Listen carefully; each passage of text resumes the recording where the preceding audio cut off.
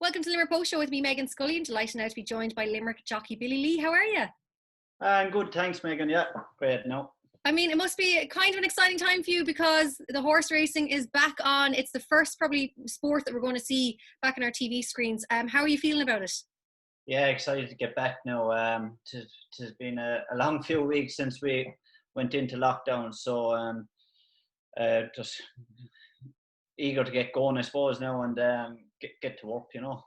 What's it going to be like, do you think, now, not having the crowds there initially? I suppose it will be a bit strange starting out. It's something probably we will get used to. Saying that the bigger meetings, the Guineas weekend coming up now, and the Derby, and then Galway Festival as well. Having no crowds at them is going to be probably just take away from it a small bit, but at the same time, hopefully it's great racing. I think so many people are going to be tuning in. I think even people who aren't, like, who don't maybe follow horse racing religiously like others, will still tune in because I think people are just dying for some sort of sport to be on our TV screens. That's it. Yeah, they're a bit starved of any action at all, of entertainment, and yeah, look, and hopefully it all goes very smoothly, and that we can showcase our sport in a good light. Absolutely. And you mentioned Galway there. I'm originally from Galway myself, so the Galway race is a huge date in the calendar. Do you think, like, I wonder if things start to go better with the whole COVID situation, I wonder, is there a chance that they could even let a small amount of spectators in? Because Galway, I guess, it's become such a massive festival, and draws such huge crowds. And I think that finish line along the grandstand is just like the noise when you're coming down there. Yeah, exactly. I suppose the fact that they've already confirmed it'll be behind closed doors, it wouldn't look good. But it's huge for the city, and you know yourself, the crowds will be there. It's great crack for the week, and just unfortunately, I'd say it won't happen this year, but hopefully back to normal next year. I know, we can't wait for it. Now, I suppose I have to talk about the horses. Like, I think people who aren't into horses and don't know about horse racing as much, they kind of forget that these are professional athletes. Like, they are in a training program. They're working towards these big races. How do you look after a horse during lockdown, and kind of when you didn't really initially know when you're going to have a start date? Yeah, I suppose a lot of trainers just went back to basics, and kept their horses exercise, but nothing too serious, and just kept them ticking over as best they could.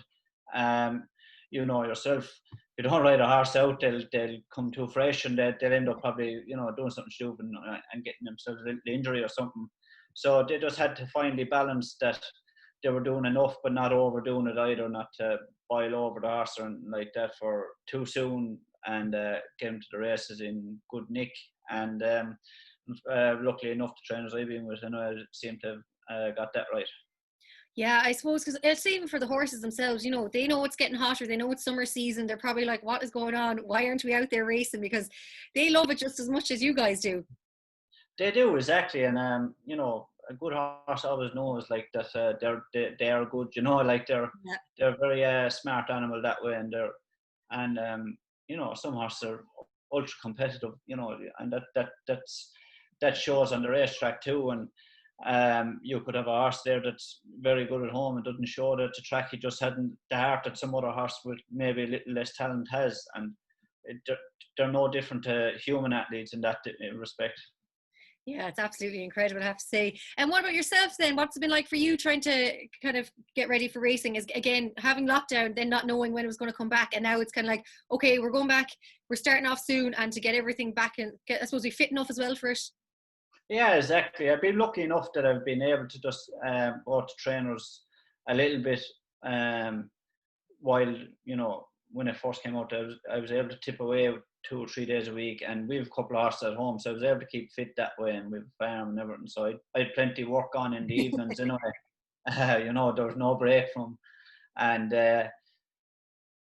just lately, then I've been extremely busy enough the last 2 weeks, probably 2 to 3 weeks. There, everyone is gearing their horses back up again to full fitness, and they want them ready for running. And I've been extremely busy now for the last 3 weeks, so that's built my fitness up without really knowing it either. And I do a bit of running then in the evening, and bit of strength and condition, a small bit of that, just to keep fit more or less, you know, and that has my fitness in good way.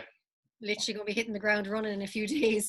Billy, I have to ask this now because, you know, you're no stranger to competition. I did see that video and I had to have a watch again before we had this interview. The Castletown Donkey Derby made viral because, I suppose, of social media and YouTube a couple of years ago again. Like that, I love it so much. Can you bring us back to that moment?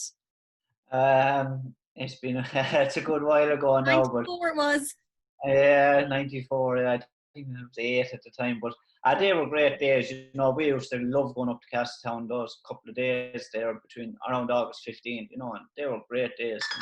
And sorry, there are no the phone ringing. You're right. You know, they were great days, and we used to love them. And just the fact that was made, you know, at the time everyone having a good laugh, but no one had thought down the road that this had become nearly one of the biggest viral videos in Ireland. So, look, it was all in good spirits, and it was a good laugh. As he said himself, he was like, your donkey was not going to pass out that donkey at the start. He had other things in his mind, as he said. Oh, it was such a fun video, and I have to say, like, donkey derbies are great crack, and you don't see them as much anymore, but like, they're such a great little festival. They are, that's it. And you know, that festival around in Castletown was nearly centered around the Donkey Derby. You know, like they were popular back then. Unfortunately, they died out a bit, and it's taken away from it. But you know, they were a great thing in the past.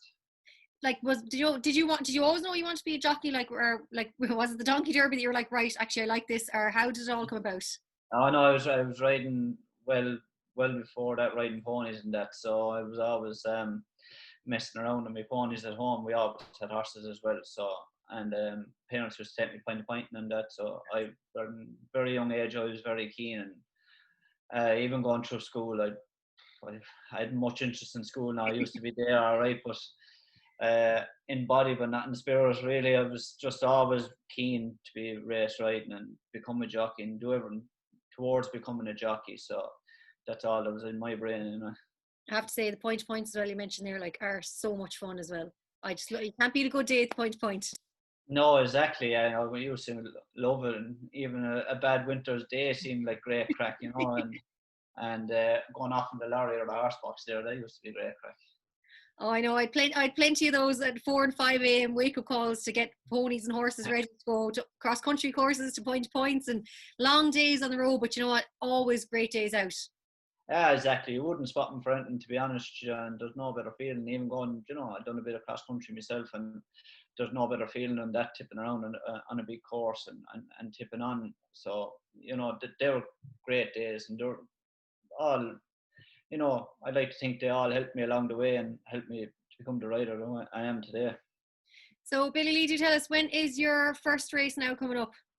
Yeah, it's coming on Monday now in Naas, so looking forward to it. Hopefully I have a good book of rides. I think I nearly have a full card at the moment, all going well, and hopefully that we get back without a hitch. You know, the 10 meetings that were ran behind closed doors before lockdown went extremely well, and there's going to be tougher protocols, and we have to fill out a form now every day. I think 48 hours before we go race, and I'd like for Monday now we have to fill out a form on Saturday before 6 o'clock to say, and we have to start to get a clearance that we can go on to the track, and then they'll scan us in, and we have to go through heat detectors to see if we have a temperature or anything like that. So it's going to be strict, and but all for the good, and is to show people that we're doing everything in our power to keep it good and keep it right. Well, I know as a spectator myself, I can't wait till they let us back in, but for now we're going to have to watch you on TV and online. That's it, yeah. I suppose, look, it's going to make racing popular that way. I suppose there will be more spotlight. As you said, it's going to be the first sport back, and there's going to be more spotlight, and maybe a bit more scrutiny, maybe not. In Ireland, there's always a good racing folk, so I think it'd be well received. Absolutely. Billy Lee, thank you so much for chatting to us on the Limerick Post Show. Best of luck on Monday. We'll be cheering you on. And as I said, we can't wait to all be there cheering you on from right beside the racetrack. Thanks, Meghann. Thank you.